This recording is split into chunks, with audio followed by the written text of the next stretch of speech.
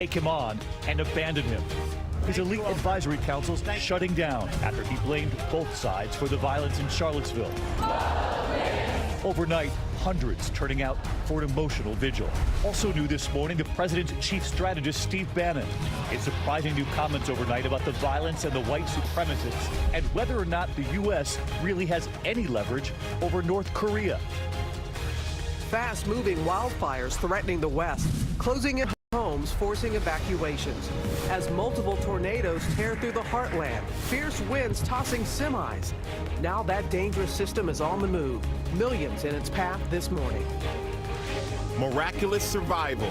A 25-year-old woman lost nearly a month in the wilderness, now speaking out. It was all about finding a road or finding a person. How she managed to stay alive for weeks in the wild.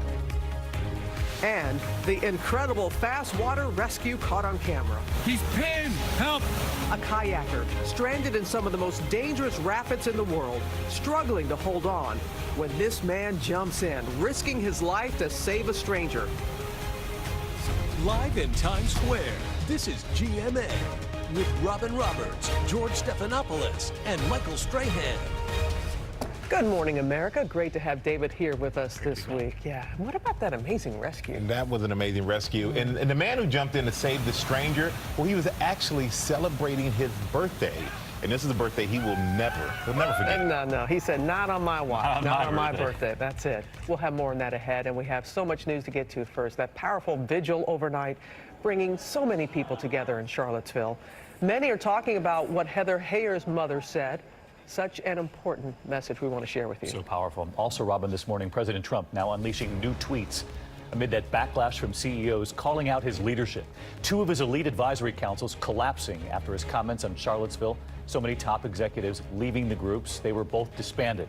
He's also facing pushback over a rally he's holding in Phoenix next week. His campaign rejecting the mayor's calls to postpone it in the wake of the Charlottesville attack.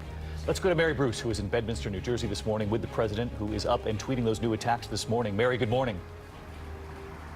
Good morning, David. The president is facing major pushback here. Even members of his own party are struggling to defend his response to the violence in Virginia. And this morning, the president is up, he's tweeting, and he is hitting back. He says any claims that he drew a moral equivalency between the white supremacists and the counter-protesters is such a disgusting lie.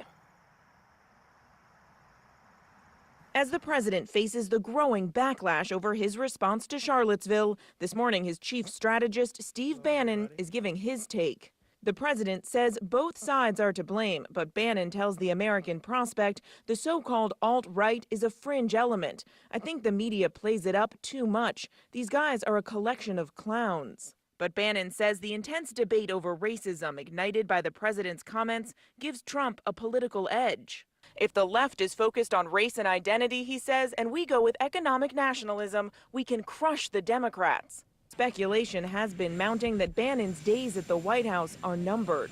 We'll see what happens with Mr. Bannon, but he's a good person, and I think the press treats him, frankly, very unfairly.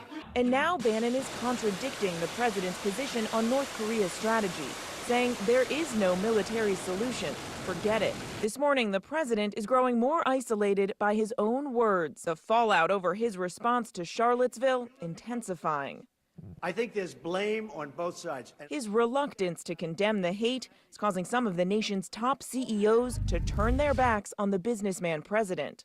The CEO of Walmart said you missed a critical opportunity to help bring the country together. Did you? There was no way of making a correct statement that early. I had to see the facts, unlike a lot of reporters. I didn't know David Duke was there. I wanted to see the facts. And the facts, as they started coming out, were very well stated. On Wednesday, a mass defection. Leading CEOs on the president's elite advisory council decided to disband. Powerhouses like Pepsi, GE, IBM, and Walmart putting their foot down.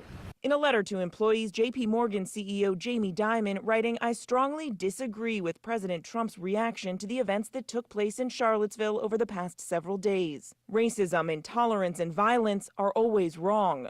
And on another economic advisory council, an avalanche of CEOs leaving the group.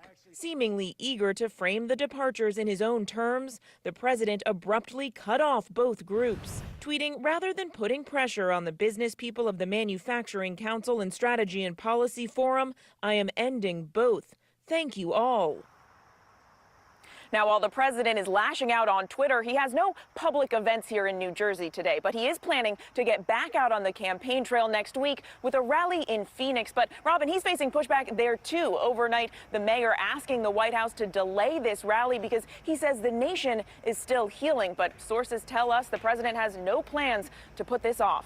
Robin? We'll see what happens, Mary. Thank you. And this morning, it's not just members of President Trump's councils who are breaking with him. Business leaders from Facebook, Apple, and more are now speaking out. Our business correspondent, Rebecca Jarvis, is here. And Rebecca, you have more on what happened behind the scenes of this fallout? That's right, Robin. Good morning. This is the group that President Trump called the biggest and the best minds in the country earlier this year. But now for many months, many of these members have felt heavy internal and external pressure to step down. There was a trending quit the council hashtag. Charlottesville was a tipping point. Tuesday afternoon, after the president's press conference, the Strategic and Policy Forum set an emergency call for Wednesday. It lasted about 45 minutes, and the group decided in that conversation to disband. And I'm told by sources familiar with the conversation, they called the White House to convey that message. Moments later, President Trump tweeted that he had disbanded the groups, Robin. And Rebecca, what does this mean for President Trump's relationship with the business world more broadly? Well, it appears to be quite damaging. This is bigger than the councils themselves. Silicon Valley tech leaders have been speaking out, some directly challenging the president, like Apple CEO Tim Cook, writing overnight, "I disagree with the president," and others who believe that there is a moral equivalence between white supremacists and Nazis. Apple is also pledging $2 million in donations to 2 organizations fighting hate groups. Facebook CEO Mark Zuckerberg writing in a statement of those hate groups, "When someone tries to silence others or attack them based on who they are or what they believe, that hurts us all and is unacceptable." And yet, Robin, after all of this, stocks still managed to end slightly higher, if only by a few points. The bottom line for investors, they're following what corporate America has to say, and so far, corporate America has delivered a pretty decent report card. Robin? Thank you, Rebecca. And overnight, those stunning images that we saw coming out of Charlottesville, hundreds carrying candles, marching peacefully, remembering the 3 who lost their lives and the many who were injured on Saturday. And it's a powerful scene just days after all that violence. ABC's Eva Pilgrim is still there in Charlottesville for us and has much more. Good morning, Eva. Good morning, Robin. This is where it all started, those chilling images of white nationalists marching here on campus, but now a picture of unity, the community coming together in Charlottesville. We shall overcome. A powerful show of force. This was the scene at the rotunda on the University of Virginia's campus overnight. This little light of mine. With candles instead of torches, hundreds tracing the same path that white nationalists walked last Friday. But this crowd standing with a statue of Thomas Jefferson, who founded this university and who wrote in the Declaration of Independence that all men are created equal, claiming victory. The candlelit parade just hours after a memorial service for 32-year-old Heather Heyer, who was killed in that horrific car attack Saturday. No father should have to do this. But I love my daughter. Her father, Mark, pleading for peace. She wanted to put down hate. And for my part, we just need to stop all this stuff and just forgive each other. Heather's mother, Susan, defiant. They tried to kill my child to shut her up. Well, guess what? You just magnified her. Her mother insisting her daughter's death will have meaning and that her legacy is only beginning. Look at it and say to yourself, what can I do to make a difference? And that's how you're going to make my child's death worthwhile. I'd rather have my child, but by golly, if I got to give her up, we're going to make it count. And there is renewed pressure this morning surrounding those Confederate monuments. The governor of Virginia encouraging cities to take them down and move them. David? All right, Eva, thanks so much. For much more, let's bring in our chief political analyst, Matthew Dowd, and Professor Michael Eric Dyson from Georgetown University. Professor, good to have you in the studio this morning. And Matt, if I could begin with you, you've got American business leaders now, CEOs, bailing on the president, pointing to his moral leadership. And America has now seen those images. The president waiting 48 hours to condemn racism and to name the hate groups, then coming out saying the counter-protesters should share the blame with the white supremacists. These are now CEOs that the president tried to cultivate, saying, I'll help you, I'll lower taxes, I'll cut regulations. When they turn on the president, is this a turning point? Well, it's interesting, David. We have CEOs who pay attention to profits with an F, and we're still waiting on people that pay attention to profits with a PH to wage in on this as a moral thing. I think we're at a tipping point. This reminds me very much of Katrina and what happened with George W. Bush, when all of a sudden he had a whole bad summer, the war was going bad, and then all of a sudden his handling of Katrina, he never recovered from that. And my expectation, David, is that Donald Trump is going to have a very difficult time to recover from his handling of this event, if he can recover at all in the course of his presidency. Professor Dyson, Democrats have been vocal, but Republicans have not minced words either. We've gone down the list: Marco Rubio, Ted Cruz, Lindsey Graham. Just this morning, president has taken a step backwards.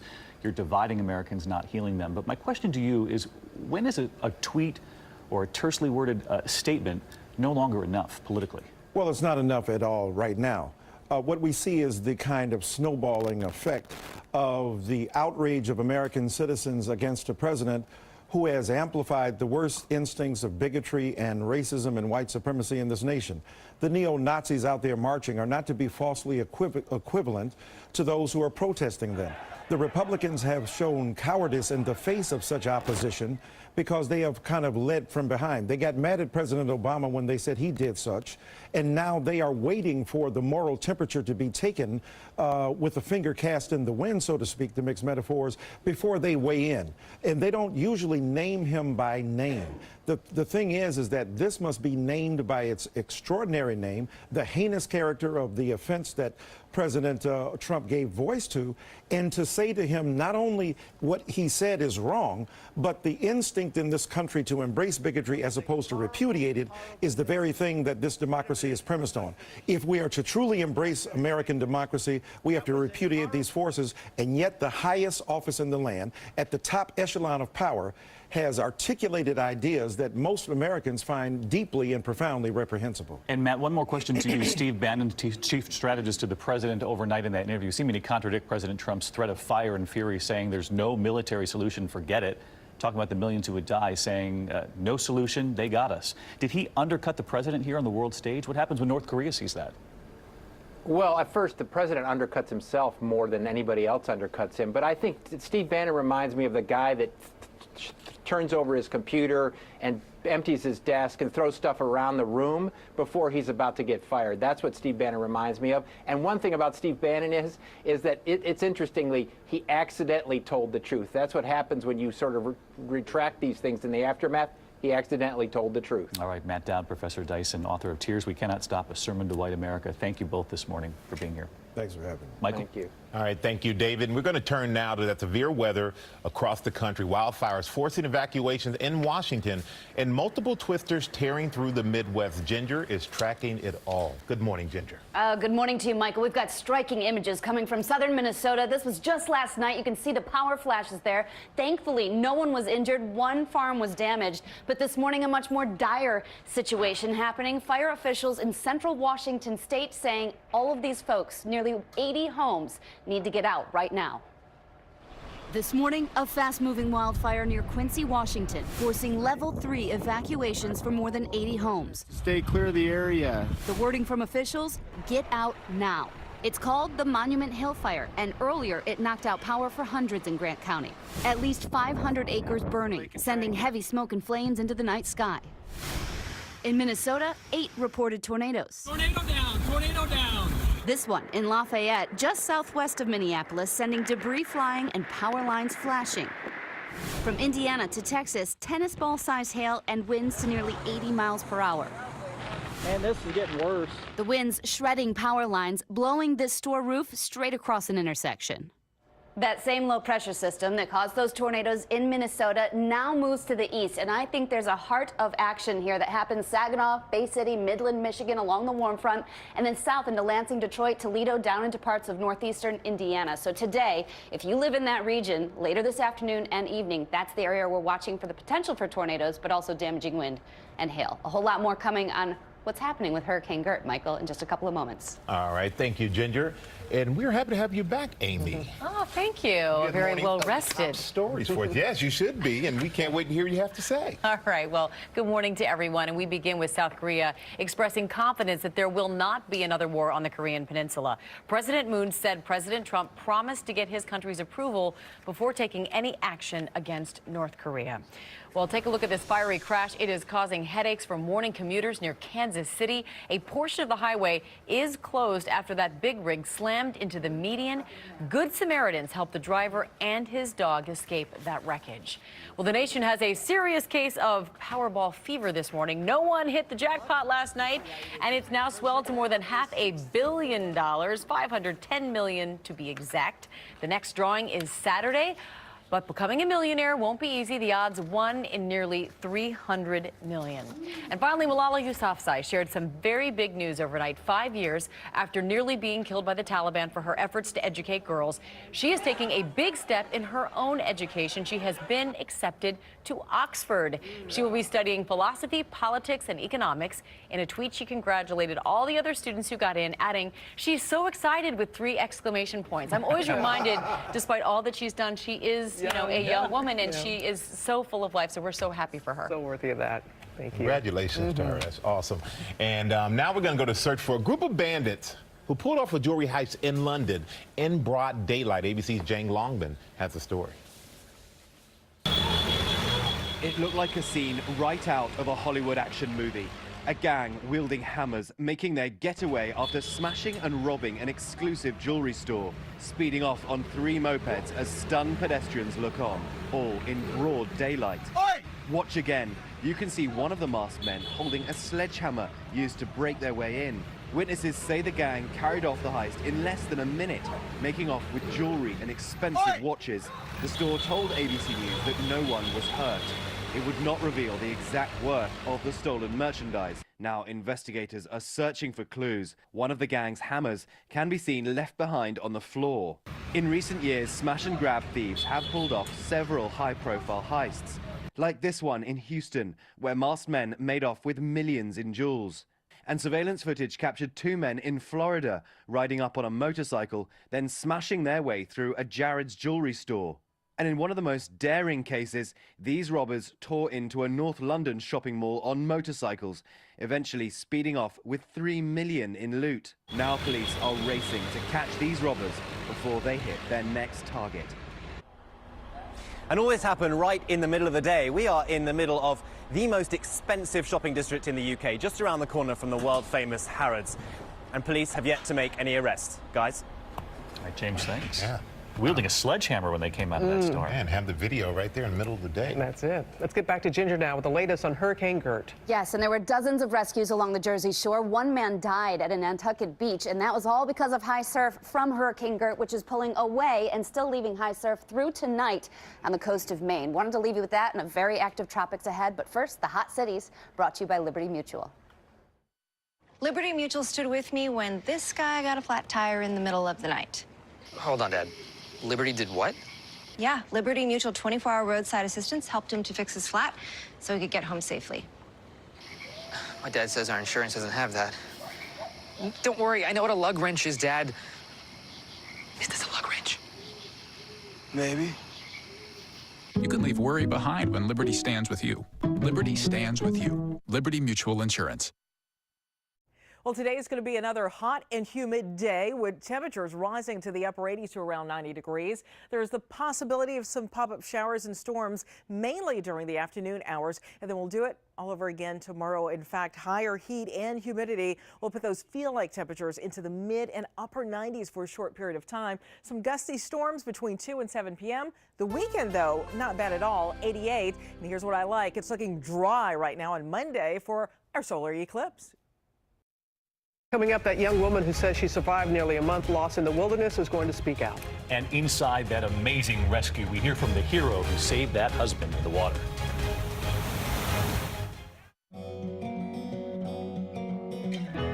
You could be my love, even if the sky is falling down. I know that we'll be safe and sound. So many Americans